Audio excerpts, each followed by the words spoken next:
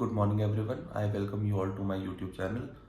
तो सुबह के बज रहे हैं 6 और रात को पढ़ते पढ़ते ना मैं यहीं सो गया था और बेचारा ओरियो को भी यहीं सुला दिया और मुझे पता ही नहीं चला कि ये नीचे है कि ऊपर है। लेकिन ये अच्छी बात है, कंबल में बड़े लिपटा हुआ था तो ठंड तो लगी नहीं हो पीछे। अब सुबह सुबह इसी ने उठाया मुझे, इसे बाहर घुमा कर लाया हूँ। आने के बाद वापस आ गया हूँ अपनी टेबल पर और अब पढ़ने बैठूंगा अपनी ज्योग्राफी का जो कल रात को पढ़ा था, एक बार उसका रिवीजन कर लूँगा ताकि दिमाग में बैठ जाए। और एक बार इंडिया का मैप अच्छे से देख लूँगा, मतलब देख कर चीज़ें याद कर लूँगा कि कौन सी चीज़ कहाँ है। तो फटाफट से अपना रिवीजन स्टार्ट करते हैं।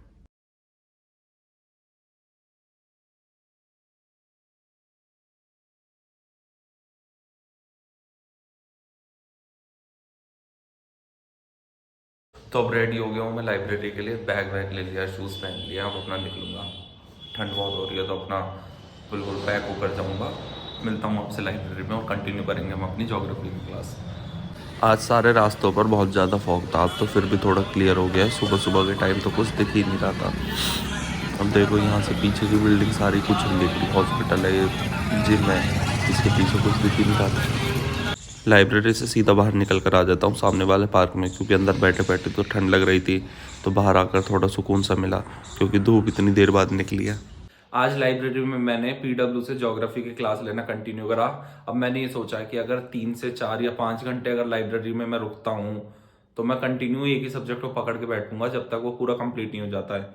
क्योंकि मेरे साथ ये दिक्कत है कि अगर मैं 2 दिन दूसरा सब्जेक्ट कर लूँ फिर नेक्स्ट डे दूसरा, तो जो पहले पढ़ा है ना वो दिमाग से ऐसा हो जाता है कि यार फिर से स्टार्ट करो, बीच में ब्रेक डाउन हो गया।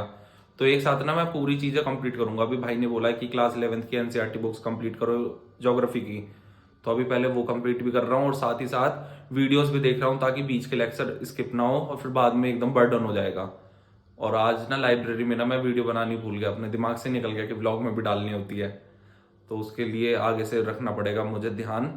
आज ट्यूशन में बच्चों को मैंने लेटर लिखना सिखाया और उसने लेटर में लिख दिया, hello I am fever, I am not good for health. अब बताओ इसकी इंग्लिश कहाँ ही जाएगी। दिन में जब मैं लाइब्रेरी से आया था तो खाना नहीं खा पाया था क्योंकि ट्यूशन पढ़ाने का टाइम हो रहा था, तो फिर मैं ऐसे ही चला गया था। अब घर आया हूँ तो मम्मी ने बोला फटाफट से अपनी कड़ी की सब्जी है गरम करो उसे और खा लो। मम्मी भी गुस्सा कर रही है कि टाइम से घर आया करूँ वरना फिर खाना रह जाता है। घर आकर मैं अपनी ज्योग्राफी की क्लास में पढ़ता हूँ कि अर्थ में वैली है, माउंटेन्स है, प्लेट्यू है और बहुत तरह के लैंडफॉर्म है। इन सारी चीज़ों को हम पढ़ेंगे जियोमॉर्फोलॉजी में। उसके बाद हम देखते हैं कि ह्यूमन एक्टिविटीज़ डायरेक्ट लिंक करती हैं फिजिकल लैंडफॉर्म से, जो एटमॉस्फेरिक गैसेस को भी यूज़ करते हैं। इसको हम कहते हैं क्लाइमेटोलॉजी। उसके बाद we understood the interaction of man and atmosphere. फिर हमें सर पढ़ाते हैं कि 75% जो अर्थ है वो ओशियन से कवर है, तो स्टडी ऑफ ओशियन भी करेंगे, उसको हम कहेंगे ओशियनोग्राफी। फिर जो ओशियन होता है उसमें लाइव है, मतलब लिविंग थिंग रहती है। फिर ओशियन में हम देखते हैं बायोलॉजी भी है, केमिस्ट्री भी है, टाइड्स भी आती हैं, करंट वेव्स भी आती हैं। ये सारी चीज़ हम स्टडी करेंगे। और सर ने हमें ये भी बताया कि ऐसा नहीं है कि ओशियन नीचे जाकर बिल्कुल फ्लैट है, ऐसा बिल्कुल नहीं। उसके अंदर भी सारी चीज़ें हैं, जैसे जो अर्थ के ऊपर है वही ओशियन के नीचे है। सर ने हमें बताया कि वहाँ भी लैंड फॉर्म्स हैं, उसको हम पढ़ेंगे ओशियनोग्राफी में। फिर उसके बाद हम देखते हैं कि अर्थ 3 लेयर से ढका हुआ है, लिथोस्फेयर, एटमॉस्फेयर, हाइड्रोस्फेयर।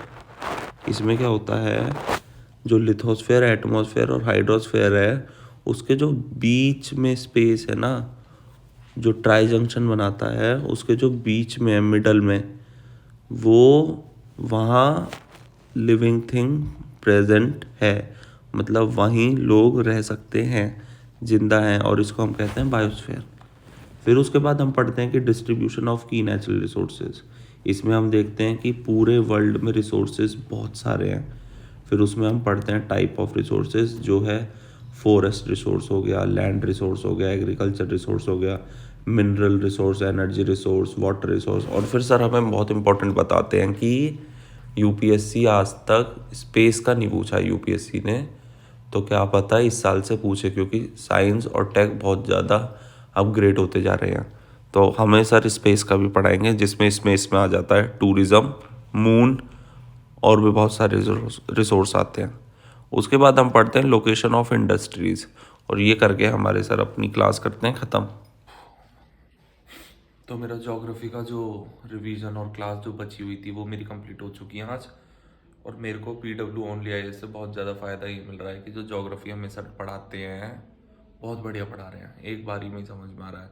क्योंकि वो ना एकदम जल्दी जल्दी भाग नहीं रहे, एक टॉपिक पढ़ाते हैं उसको डिटेल में समझाते हैं, फिर पूछते हैं आया कि नहीं आया, और फिर ना जाते जाते ना एक बार ना शॉर्ट में फटाफट से बता के जा रहे हैं। तो ये चीज़ मुझे बहुत बढ़िया लगी। एक तो नोट्स बढ़िया बन रहे हैं, दूसरा जो वो डिक्टेट कर रहे हैं बहुत बढ़िया, मतलब बेहतरीन।